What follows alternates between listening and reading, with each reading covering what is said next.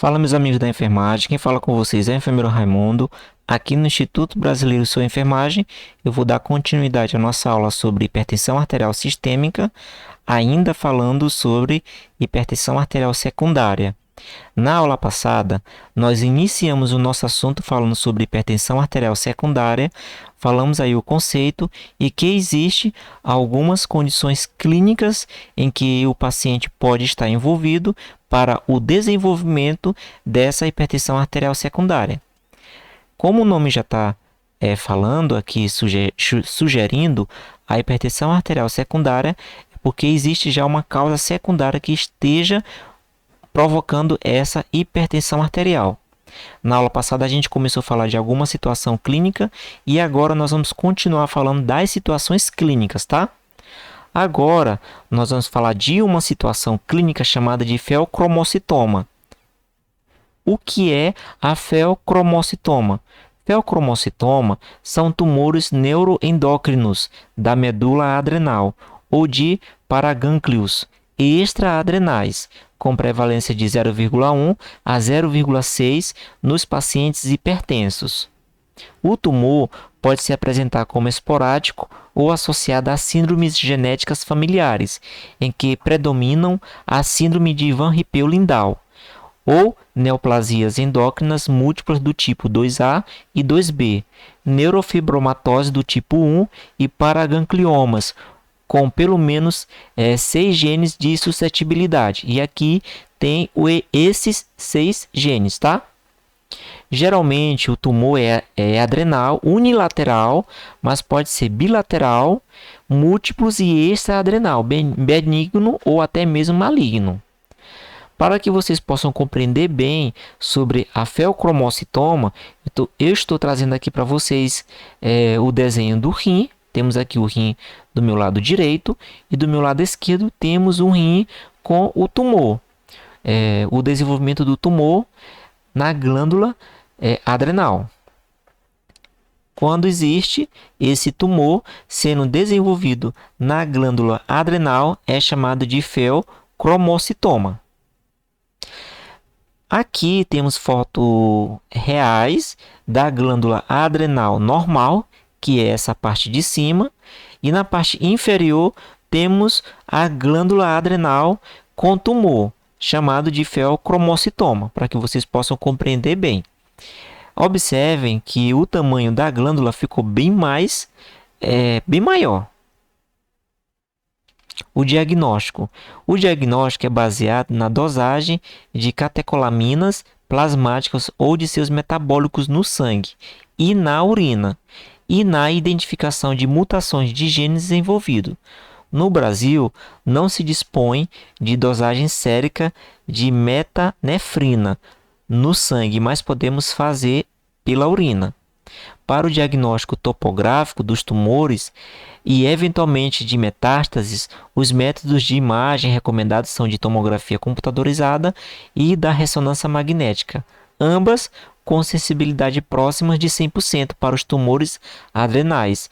E também podemos fazer o mapeamento do corpo inteiro com uma sensibilidade de 56% e 85% de alta especificidade. O tratamento preferencial é cirúrgico, tá?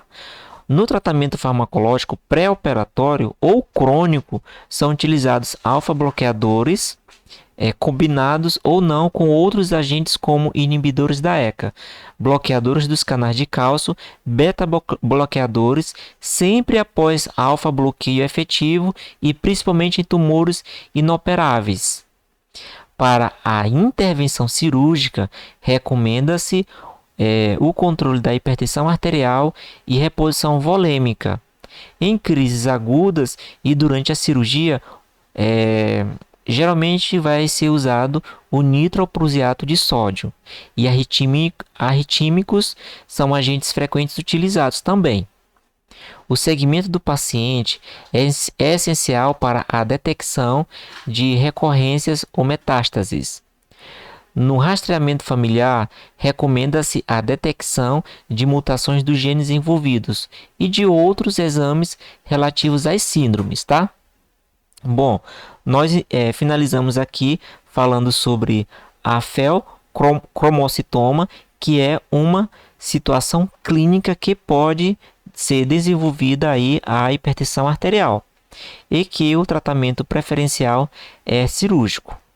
Agora, nós vamos falar de uma outra situação clínica também muito comum que pode provocar a hipertensão arterial secundária, chamada de hipotiroidismo. O hipotiroidismo é geralmente comum entre as mulheres, com uma prevalência de aproximadamente 8% na população em geral. Hipertensão principalmente diastólica e atinge cerca de 40%. Outros achados são o ganho de peso, queda do cabelo e fraqueza muscular. Pode ser diagnosticado precocemente pela elevação dos níveis séricos de TSH e confirmado com a diminuição gradativa dos níveis de T4 livre. Esses dois componentes vocês podem verificar a dosagem através de exame de sangue. Caso persista a hipertensão arterial após a correção com tiroxina, está indicado o tratamento com medicamentos antihipertensivos.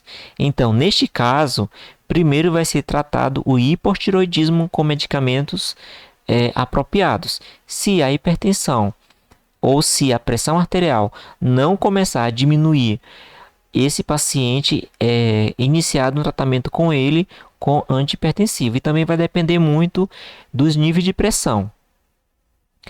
Uma outra situação clínica que pode ocasionar o desenvolvimento da hipertensão arterial secundária é o hipertiroidismo. Falamos sobre o agora vamos falar sobre o hipertiroidismo. A prevalência das formas clínicas e subclínicas em adulto varia de 0,5% a 5%. A suspeita clínica é feita em presença de hipertensão arterial sistólica isolada ou sístole-diástole, acompanhada de sintomas como intolerância ao calor, perca de peso, palpitações, exoftalmia, tremores e taquicardia. O diagnóstico é feito pela identificação de TSH baixo e a elevação de níveis de T4 livre. A correção geralmente se acompanha de normalização da pressão arterial. Igual foi falado no hipotiroidismo, quando o tratamento para hipertiroidismo o paciente não tem a sua pressão ao normal, é iniciado o tratamento antihipertensivo com medicamento, tá?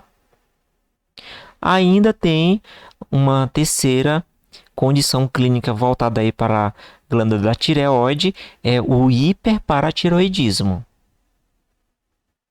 A suspeita clínica deve ser feita no caso de hipertensão arterial acompanhada de história de litíase renal, osteoporose, depressão, letargia e fraqueza muscular. O diagnóstico é feito pela dosagem dos níveis plasmáticos de cálcio e PTH. A correção do hiperparatiroidismo não necessariamente se acompanha igual o hipotiroidismo e o hipertiroidismo da normalização da pressão arterial. Por isso que esse paciente ele tem que ser minuciosamente avaliado para saber se já inicia ali o tratamento antihipertensivo com medicamento. Vai depender muito também de qual nível de pressão arterial esse paciente vai estar.